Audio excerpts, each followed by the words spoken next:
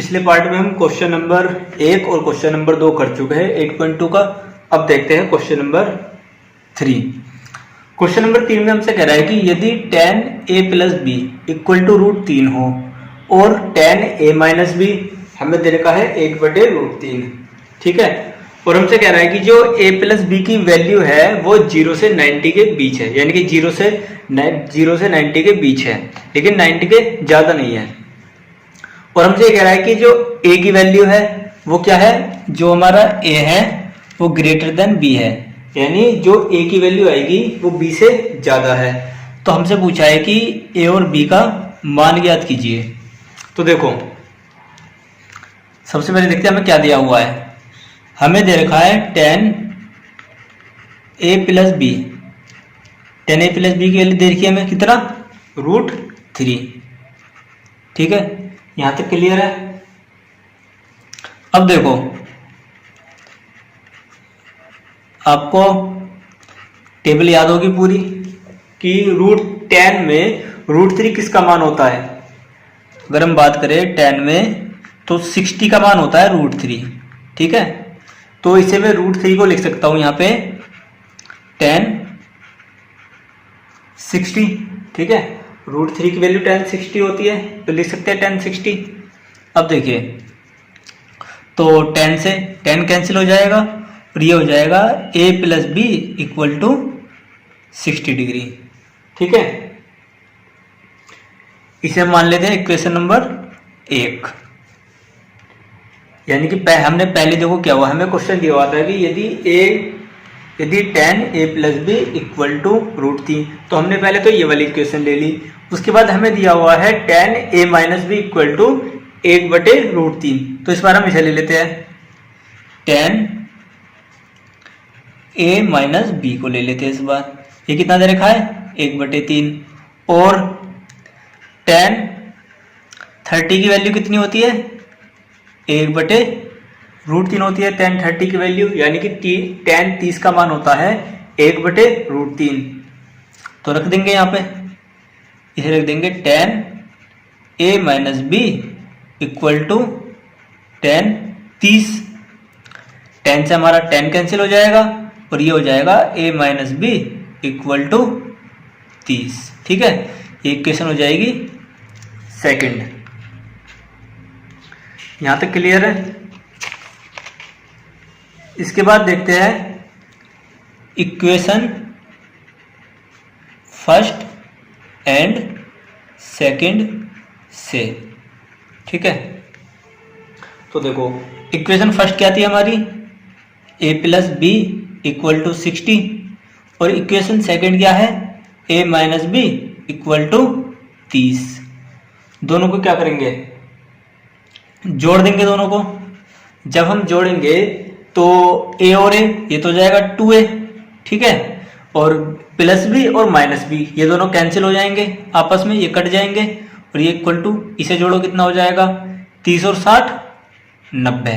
ठीक है, तो ये हो जाएगा a बराबर 90 बटे, ये गुणा में है, इधर आके किस में हो जाएगा भाग में, तो 90/2 हो जाएगा। कितनी बार जाएगा 2 चौक 8, यहां से 9 में से 8 गया, कितना बचा 1, ये हो जाएगा 10, तो 2 पंजे 10। ठीक है, तो a की वैल्यू तो कितनी होगी 45 डिग्री, और हमें b का मान भी बताना है, भी a का मान तो हमारा आ गया। अब हमारे पास दो इक्वेशन है, एक तो है a plus B equal to 60 और एक है a माइनस बी बराबर 30। तो हम कोई सी भी इक्वेशन ले सकते हैं एक। चलिए हम इक्वेशन 1 ले लेते हैं। तो समीकरण 1 से देखो, समीकरण 1 हमें क्या दी हुई है, यह है a plus B equal to 60।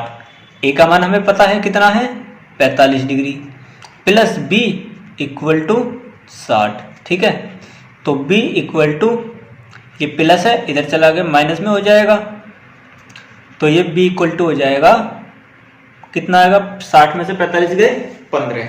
ठीक है, तो b की वैल्यू हो गई हमारी 15 डिग्री। तो यहां पर देखो हमसे a का वैल्यू पूछा था, a का तो 45 डिग्री हो गया और b का कितना हो गया 15 डिग्री। ये दोनों हमारे हो गए आंसर। ठीक है, तो इसे देख लेते हैं एक बार स्टार्टिंग से। देखो हमें क्वेश्चन दिया हुआ था यदि tan a plus B equal to √3 और tan a minus B equal to 1/√3 दिया हुआ था, और हमसे बोला था कि जो a प्लस बी की वैल्यू है वो हमारे 0 से 90 के बीच है। ठीक है, और जो a है a की वैल्यू b से बड़ी है। तो हमसे पूछा था कि a और b का मान ज्ञात कीजिए। तो देखो सबसे पहले हमने रखी tan a plus B equal to √3। हमें पता है कि √3 किसकी वैल्यू होती है, tan 60 की वैल्यू होती है।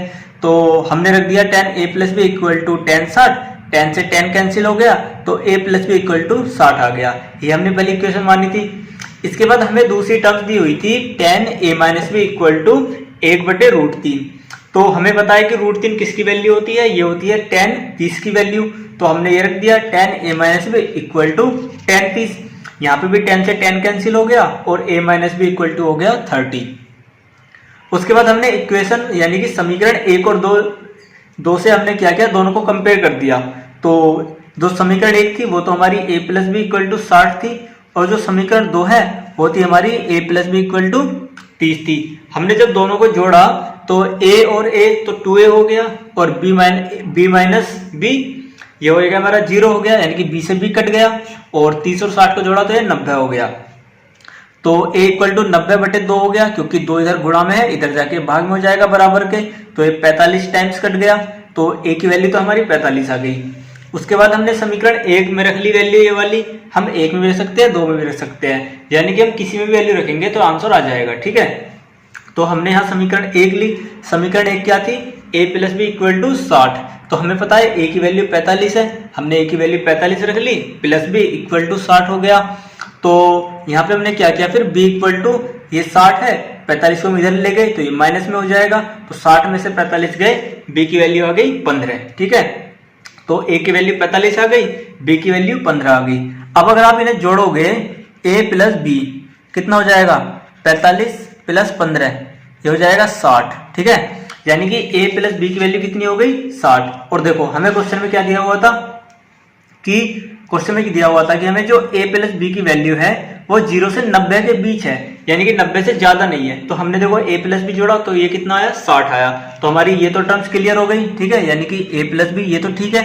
उसके बाद देखो दूसरा क्या दिया हुआ था, a की वैल्यू b से बड़ी है, तो a की वैल्यू आई हमारी 45 और b की वैल्यू आई हमारी 15।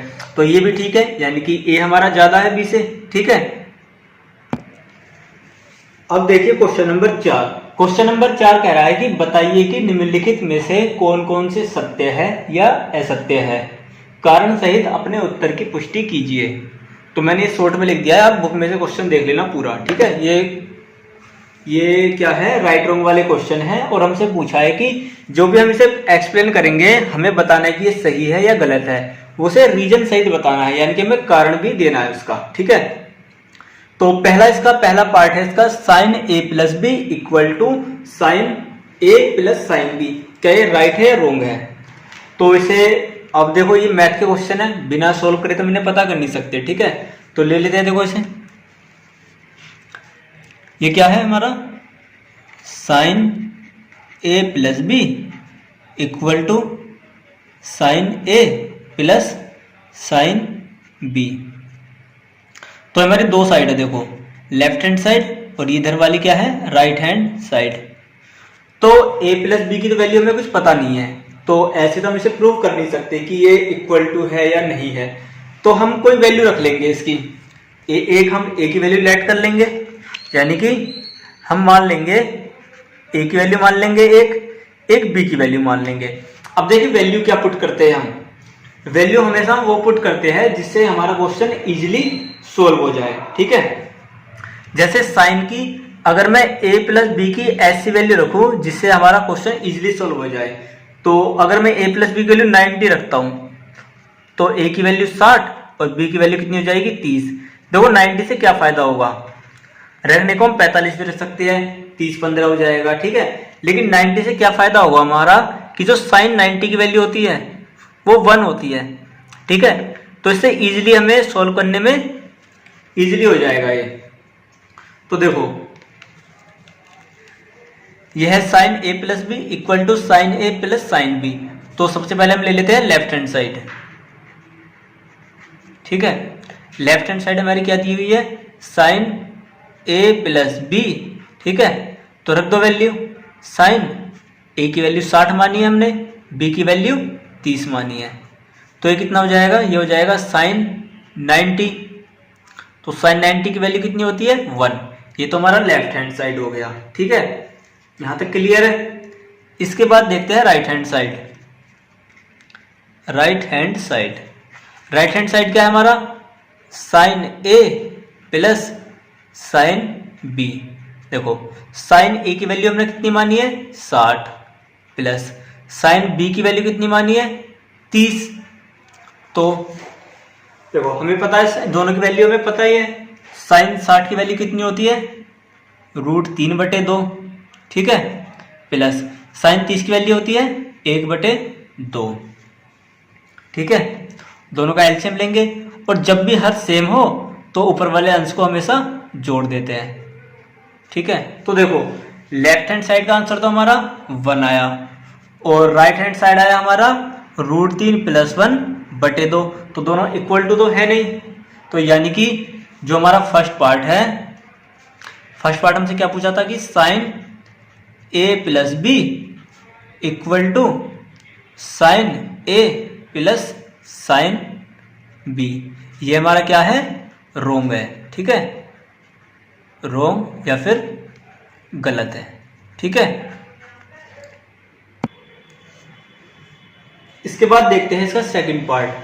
सेकंड पार्ट में हमसे पूछा है कि थीटा के मान में वृद्धि होने पर साइन थीटा के मान में भी वृद्धि होती है। यानी कि जब हम थीटा का मान बढ़ाएंगे तो साइन थीटा का मान भी क्या बढ़ेगा। तो हम बिना सोल्व करे तो बता नहीं सकते कि ये सही है या गलत है। तो चलिए इसे भी सोल्व करते हैं। तो देखो हमसे साइन थीटा के लिए पूछा है। ठीक है, तो हम इसमें वैल्यू अलग अलग पुट कर लेते हैं। सबसे पहले हम देखते हैं साइन 0। साइन 0 की वैल्यू कितनी होती है, 0 होती है। ठीक है, इसके बाद वैल्यू बढ़ाते हैं इसकी थोड़ी। अब करते हैं साइन 30। साइन 30 की वैल्यू कितनी होती है, 1/2 होती है। ठीक है, चलो वैल्यू थोड़ी और बढ़ाओ, फिर करो साइन 45। साइन 45 की वैल्यू कितनी होती है, 1/√2। ठीक है, इसके बाद करते हैं साइन 60। देखो साइन 60, साइन 60 कितना होता है, √3/2। ठीक है, इसके बाद देखो साइन 90, ये कितना होता है, 1। तो हमने देखा जैसे जैसे हमने साइन की वैल्यू बढ़ाई, पहले 0, फिर 30, फिर 45, फिर 60, फिर 90, तो वैसे वैसे इसका मान बढ़ता जा रहा है। देखो पहले 0 था, फिर 1/2 हो गया, फिर 1/√2 हो गया, फिर √3/2 हो गया, उसके बाद 1 हो गया। तो यानी कि ये हमारा क्या है, सत्य है, यानी कि ये सही है। ठीक है, पहला वाला रॉन्ग था, ये वाला सही है। इसके बाद देखते हैं इसका पार्ट नंबर 3।